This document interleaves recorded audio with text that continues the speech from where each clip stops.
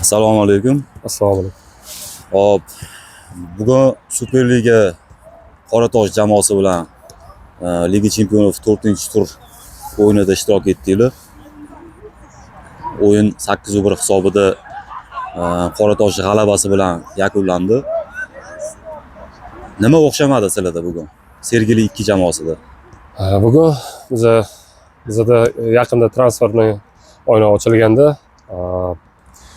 yangi o'yinchilar keldi. Bizda muhimi shu yangi o'yinchilarni ko'proq o'ynatib ko'rish zadachasi bo'ldi. Ya'ni bugun ko'proq sizlar yangi o'yinchilarni ko'rib oldingiz. Yangi o'yinchilarni prosmotrdan o'tkazib oldik-da. Tushunarli.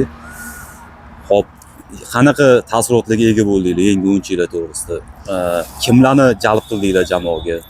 Endi uni trener bilan maslahatlashib qarorga kelamiz. Ya'ni keyingi o'yinlarda asosiy tarkibga kimlarni qo'yishi? Da. Shunaqa.